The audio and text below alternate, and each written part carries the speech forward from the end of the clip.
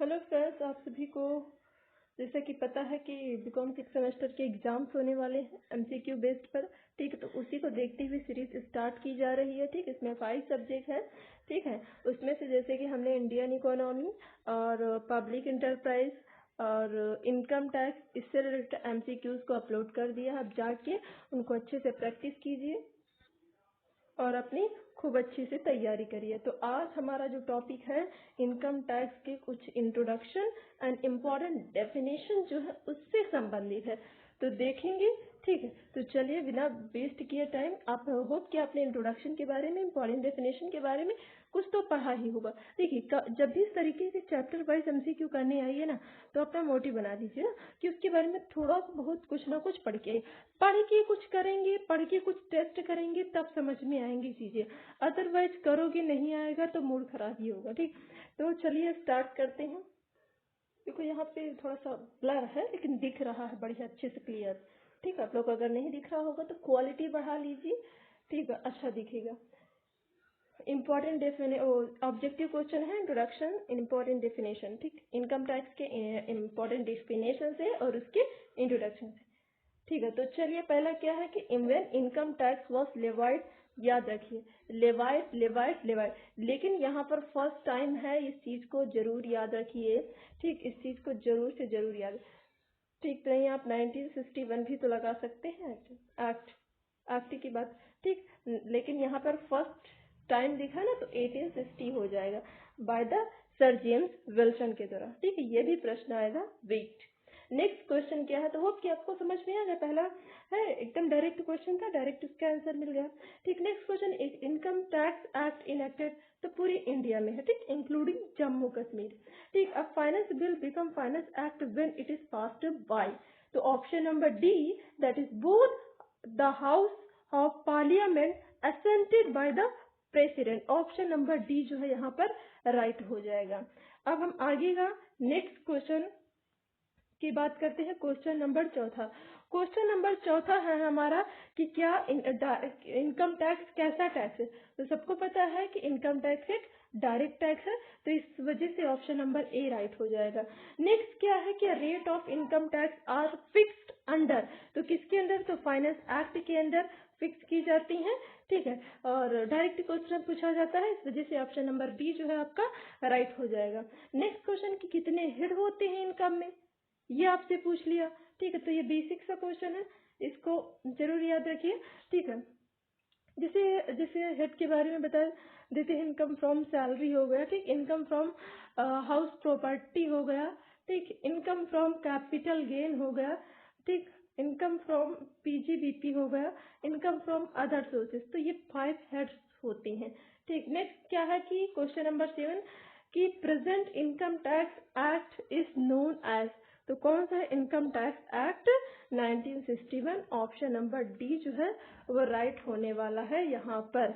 Next question हमारा question number 8 है कि the period of 12 month commencing on the day, क्या लिखा, commencing on the day of 1 April, और उसे हम क्या कहते हैं ये बोला।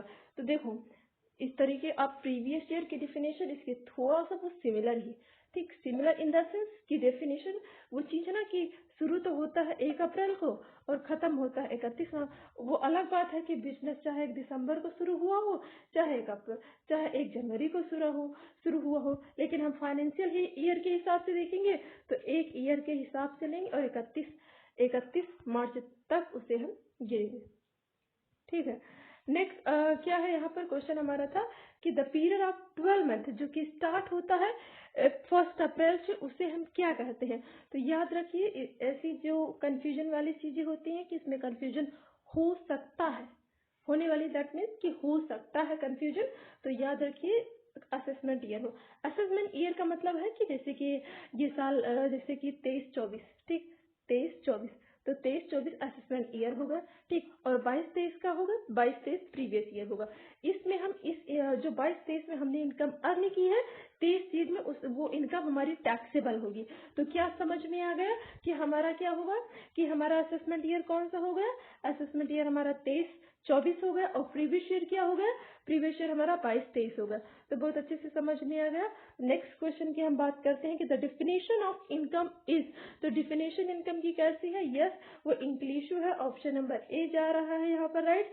Next question, income tax act passed in, तो 1961 में, ऑप्शन नंबर ए जा रहा है।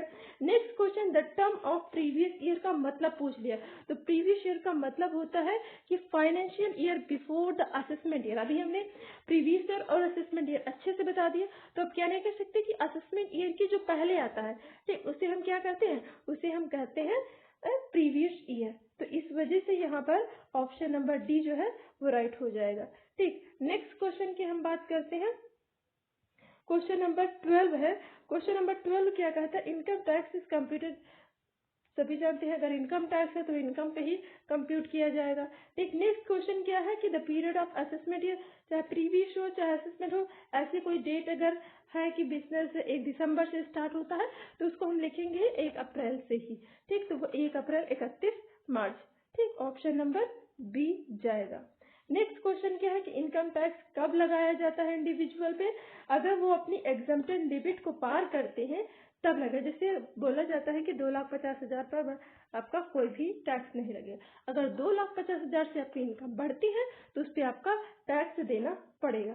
तो ऑप्शन नंबर बी जा रहा है यहाँ पर, whose income is more than exempted limit in any previous year, ठीक। प्रीवियस ईयर की बात करते हैं क्योंकि जो भी इनकम हम प्रीवियस ईयर पे अर्न करते हैं और उसी इनकम पर टैक्स लगता है असेसमेंट ईयर में, ठीक है। देखिए अगर थोड़ा सा क्लियर नहीं दिख रहा है तो मैं सजेस्ट करूंगी कि आप ब्राइटनेस बढ़ा लें अपने, ठीक, स्क्रीन की। और दूसरी चीज की है कि आप क्वालिटी बढ़ा लीजिए, ठीक है।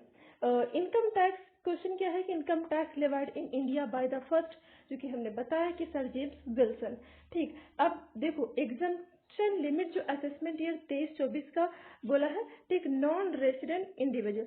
देखो इंडिविजुअल के केस में रेसिडेंट हो या नॉन रेसिडेंट हो, लेकिन सीनियर सिटीजन के केस में, ठीक, सीनियर सिटीजन के केस में वो क्या है कि वो जो है वो कितना वो रेसिडेंट ही होना चाहिए, और सुपर सीनियर सिटीजन की में भी वो क्या होना चाहिए, रेसिडेंट ही होना चाहिए। लेकिन जब इंडिविजुअल की बात करेंगे तो वो रेसिडेंट भी हो सकता है और नॉन रेसिडेंट भी हो सकता है। तो ये चीज याद रखिए, इम्पोर्टेंट, ठीक। तो हमारा प्रश्न क्या था कि क्या एग्जम्प्टेड लिमिट है, जैसे कि हमने पहले बताया है, ऑप्शन नंबर सी 2.5 लाख तक कोई भी टैक्स इंडिविजुअल को नहीं देना पड़ता है, ठीक। जैसे इंडिविजुअल HUF अनडिवाइडेड फैमिलीज हो गए, ठीक। अब यहाँ पर सुपर सीनियर सिटीजन की बात की गई है, देखो रेसिडेंट इन इंडिया लिखा भी है, तो सुपर सीनियर सिटीजन की में 5 लाख, ठीक है। तो इससे संबंधित अभी हम थोड़ा आपके नोट्स सामने रखते हैं ताकि आपको ये चीजें क्लियर हो जाए। तो देखिए सबसे पहले हम बात करें, देखो यहाँ पे लिखा अदर इंडिविजुअल या HUF, मतलब Hindu undivided family association of person या बॉडी ऑफ इंडिविजुअल हो, ठीक। इन सभी के केस में जो हमारी 2,50,000 से, ठीक, मिनिमम एग्जम्पशन लिमिट है, यहाँ तक कोई भी टैक्स नहीं लगेगा। लेकिन अगले जब भी हम क्वेश्चन सॉल्व करेंगे तो उसमें 2,50,000 पहले ही माइनस कर देंगे, अगर ऐसा केस है कि वो बिलो द 60 ईयर है, बिलो द 60 ईयर है और वो इस कैटेगरी में आ रहा है तो। और नेक्स्ट जो 2 लाख है, नेक्स्ट 2 लाख निकाल करके उस पर हम 5% निकालेंगे, ठीक। और उसके बाद नेक्स्ट जो हमारा 5 लाख होगा उस पर हम 20% निकालेंगे, और जितना हमने निकाला है उसको ऐड कर देंगे और उस पर एट द रेट 4% सरचार्ज लगा करके ऐड कर देंगे, सभी को आ जाएगी टैक्स लायबिलिटी, ठीक। तो एग्जम्पशन लिमिट क्या हो गई यहाँ पर, 2,50,000, ठीक है। आगे देखो केस देखते हैं, या इंडिविजुअल, वहां पे हमने individual HUF association body of individual की बात की है, यहाँ पर हम सीनियर सिटीजन की बात कर रहे हैं, resident in India who is age 60 year, ठीक। जो हमने अभी पहले बात की थी वो हमने बताया ना कि बिलो द 60 ईयर एज के होंगे।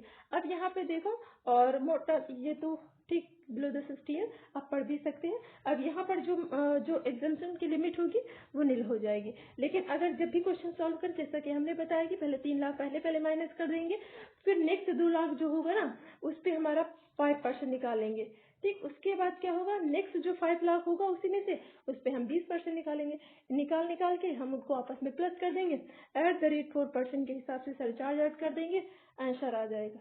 ठीक। तो एग्जाम्पशन लिमिट क्या हो गई सीनियर सिटीजन, ठीक, तो वो क्या होंगे, वो दैट इज 3 लाख। अब नेक्स्ट हमारा है कि सुपर सीनियर सिटीजन कौन होते हैं। तो सुपर सीनियर सिटीजन जो कि 80 या 80 से अधिक उनकी उम्र होती है, ठीक, इनका एग्जाम्पशन लिमिट जो है वो 5 लाख होता है।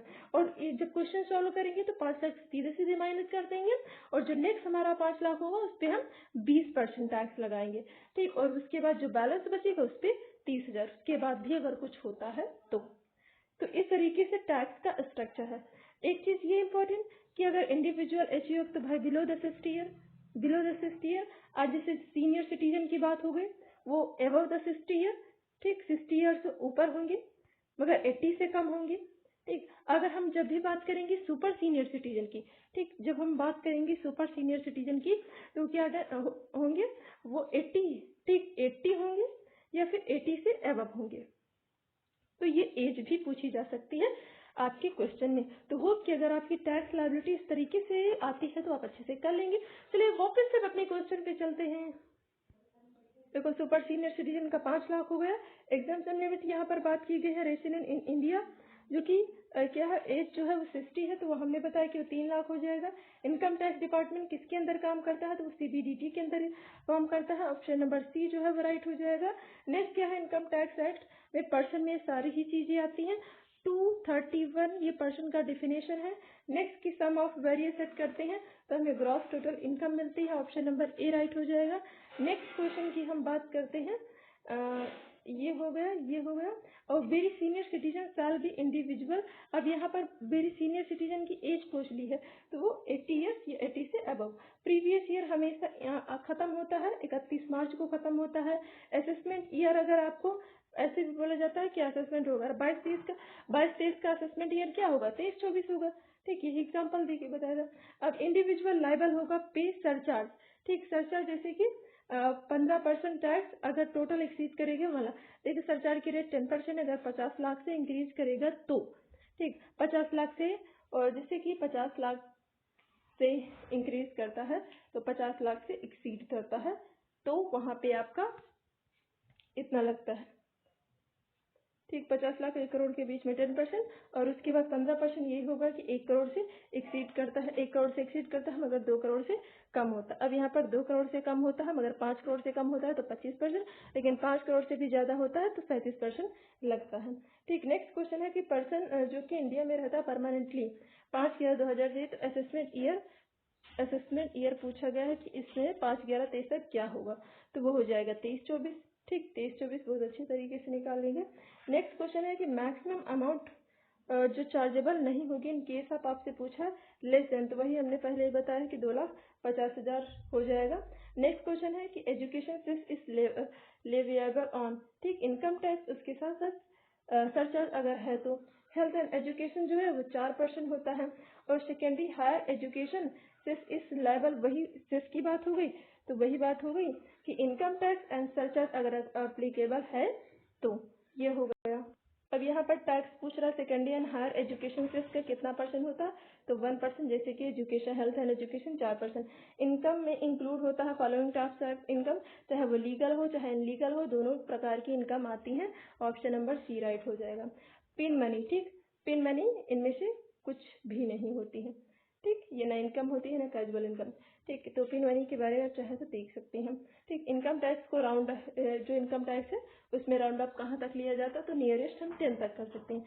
जैसे कि नेक्स्ट क्वेश्चन उसी पर आधारित है, ठीक। तो जैसे यहाँ पर लास्ट में 945 है, नियरेस्ट क्या है, चाहे 10 करने के लिए तो दोनों तरफ हमें 5-5, देखो अगर इसे हम 40 करेंगे तभी हम 5 पीछे आएंगे, 50 करेंगे तब भी हम 5 आगे जाएंगे, तो इस केस में आगे वाला ही चलेंगे, ठीक। तो ये 50 कर दिया, नियरेस्ट 10 तक राउंड ऑफ कर दिया, ठीक है। तो ऑप्शन नंबर बी राइट हो जाएगा। राउंड अप समझ में भी आ गया। नेक्स्ट क्वेश्चन क्या स्टार्ट होता है, बिजनेस, वही हमने बताया कि 1 सितंबर से बिजनेस स्टार्ट हुआ है। And what will be the previous year, बताओ कि अगर ये है तो 22-23 हो जाएगा ना, 22-23 प्रीवियस ईयर हो जाएगा, बिल्कुल हो जाएगा। और नेक्स्ट क्वेश्चन क्या है कि इससे स्टार्ट करता है बिजनेस 24 दिसंबर को, तो आप प्रीवियस ईयर बता दो, तो वही 23-24 हो जाएगा, बिल्कुल सही बात है।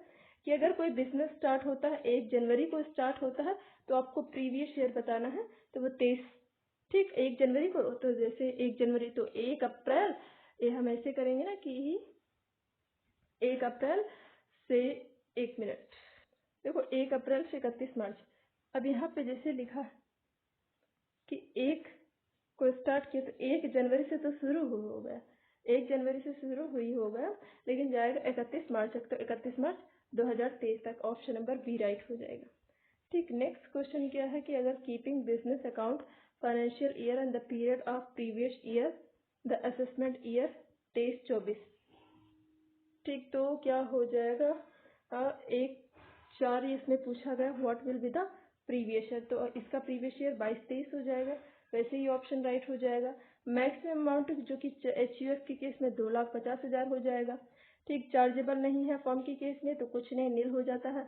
कोऑपरेटिव के केस में भी नील हो जाता है। ठीक, नेक्स्ट क्वेश्चन क्या है कि 61 की एज है तो उस केस में ऐसे क्वेश्चन हमने बता दिया है कि अगर वही टैक्स लायबिलिटी कैसे कैलकुलेट करनी है। 61 की एज है तो कौन से सिटीजन में आएगा, सीनियर सिटीजन में 3 लाख डायरेक्ट माइनस कर देंगे, फिर उसके बाद 2 लाख, फिर इस तरीके से 5% 20% लगाते चले जाएंगे, सभी को ऐड कर देंगे। ठीक, तो इस तरीके से आ जाएगा, यहाँ पे नील और यहाँ पे 49,470 राइट आंसर होगा। ठीक, तो फिर ठीक है, तो आज तक यहीं से रखते हैं। नेक्स्ट वीडियो में हम नेक्स्ट टॉपिक से रिलेटेड MCQs की बात करेंगे। तो wish you all the best, thank you very much. In video को 5-5 बार देखिए ताकि आपके माइंड में हर एक चीज़ छप जाए, ठीक, अच्छे तरीके से। Thank you very much.